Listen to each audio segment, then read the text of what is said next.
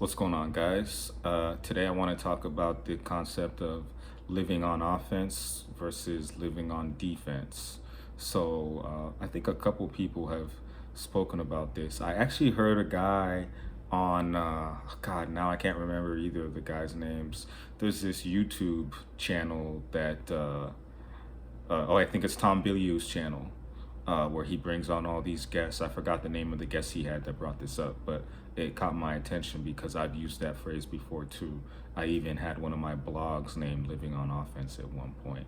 But anyways, I want to talk about that concept because it's really important for kind of how you approach life and how you approach things strategically when it comes to how you move. To me, basically, living on offense means you're no longer in survival mode. You're actually in position to live life on your own terms. You have a pretty high level of freedom and autonomy. Anyone who's living on offense has a much higher level of autonomy than the average person. They have a lot more freedom and independence, usually because of some mix of wealth and status or power. Usually wealth though, because money is um, one of the main keys to having a lot of freedom and autonomy. Because with money, you can basically, set up things however you want, and you can cover any type of material expense. So most people are living on defense, and that's any country in the world. Most people are living on defense because there's a social hierarchy, and the way that the system is set up, you have the majority of people kind of struggling at the bottom. Then you have the middle class, which of course they're trying to destroy right now in the Western world, but that's a topic for another video. And then you have the upper class, which is always a minority or a small percentage that holds most of the power, most of the assets, most of the influence, and they're just at the top enjoying things. So a lot of people are living on defense. They can't live how they want. They can't do things on their own term. They don't necessarily have free time. They might struggle with things. It's easy for them to get hurt by debt and other things. I mean, life is harder. There's a there's a built-in inflation cost to life. Like, life is more difficult when you're poor. It's not easier to be broke. It's easier to be rich in many ways. Um, and that's the thing, when you're living on defense, you're not fully actualized. Like, think about it. Does a person who does what they want, when they want, with who they want, have the same opportunities to self actualize as a person who, is constantly working, stressed out, can't make ends meet, is always thinking about one thing or another, doesn't control their own time? I mean, of course not. You know, that's just life.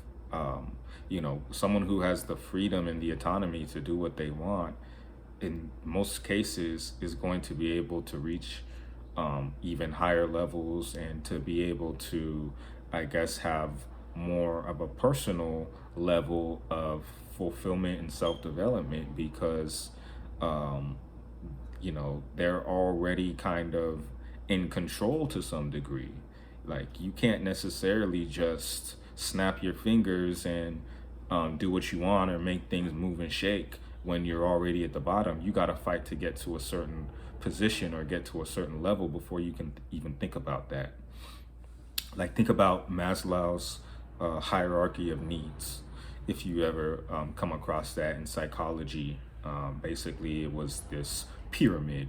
So at the bottom, you had like the most important needs, like, water, food, shelter, things like that. Then a little higher up than that, you had like, social interaction and sex. And then, higher above that, you have like, self-realization and things like that. But you can't even get to the higher levels before you've met the most basic needs. So you're not going to go up all the way to realization, if you're struggling just to put food on the table, or even to something like sex, which is in many ways a human need that many people can't even think about getting because they're struggling. They're working all the time, or they can't they can't get laid or whatever it is. It's levels to it. And so this whole thing with living on offense, I think, is really grounded in financial independence, because that's going to be the basis in this modern world of being able to move freely and move how you want.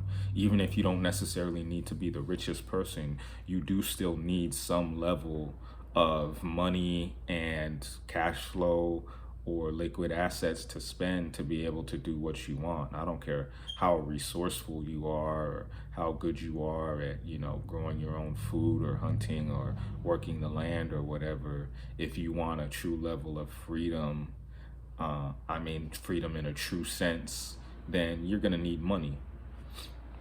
And money is really the main thing that probably keeps people vibrating at that lower frequency or operating at that lower level, is money and money problems, worrying about money.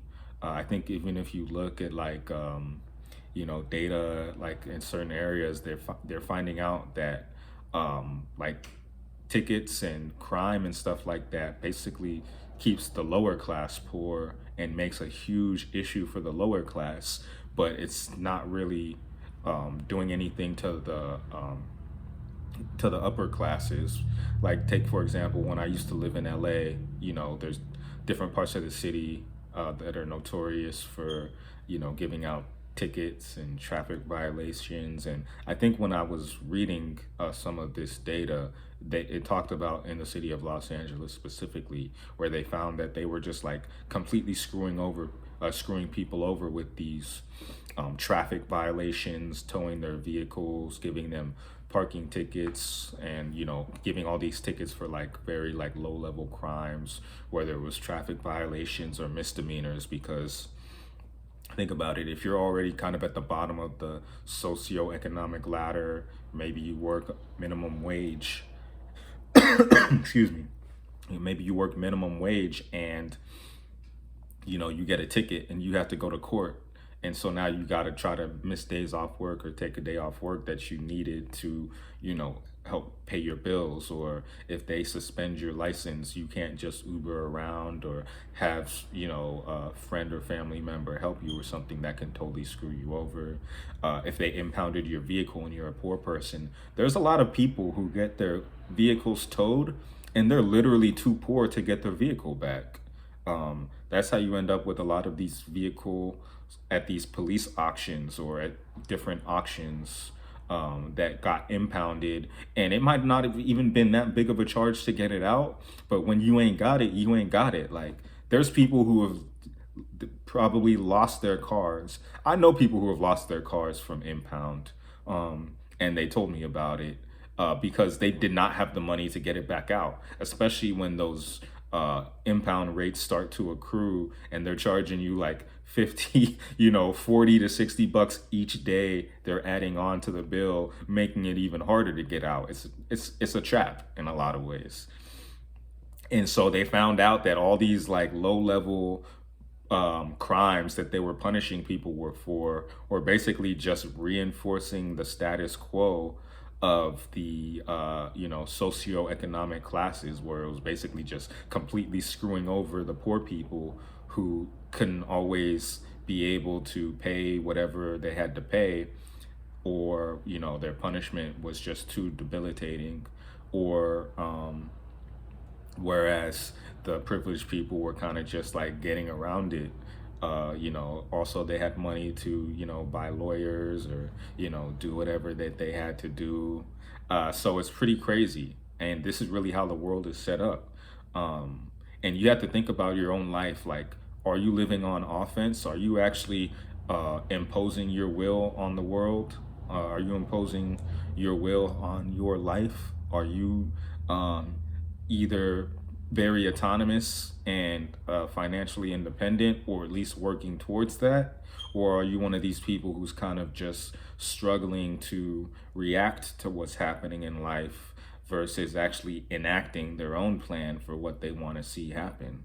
I think that's a big thing with the concept of living on offense is not just the ability, but even like the intention or the vision for what you want to see happen in your own life. You know, I have a lot of goals that I'm pretty intentional about, but there's a lot of people who go through life and they don't necessarily have a concrete plan. What I say is don't just have a plan to be rich or be successful, but have a plan to facilitate that success and understand exactly how you're going to get to that point and execute that plan. Because I think the majority of people are living life with their backs against the rope. You know, a lot of people live paycheck to paycheck, or, you know, are unhappy with something, whether that's their job or their body or, you know, not having enough time to do what they like, whatever it is, not living where they like. There's so many different things. You really have to look at your own life and see like where are you kind of being held back, or where do you need to put in extra work. If you're starting from the bottom, you might have to put in more work than somebody who's already at a certain level or is already at a certain position. That's just life. You know, life's not fair. So you have to kind of figure out your own personal goals and where you see yourself, or, you know, how you would like to live, and reverse engineer how you need to what you need to do to get there. Because otherwise it's very easy to end up as, you know, one of these statistics, or, you know, one of these people who is pretty much on the bottom or always struggling. You know, I've definitely struggled a lot in life, and I decided, yo, there's no way that this is gonna be my permanent reality. You know, that's just not even an option. So it's up to the individual to decide, hey, where do I need to take my life? Because there's definitely things that people can do, but I'm also not gonna sugarcoat and lie and say that, oh, you know, it's easy, it's set up for everybody to win, because it's really not. It's really actually set up for a lot of people to lose, but you have to have the conscious awareness to realize what's going on and try to get yourself out of that trap, so you can start living your life on offense and stop living it on defense, you know. So that's pretty much my rant for today. Definitely don't forget to like, comment, subscribe. Hey, comment below, are you living your life on offense, or are you living your life on defense? What do you think? I'm curious. So that's it. Until next time, y'all have a good one.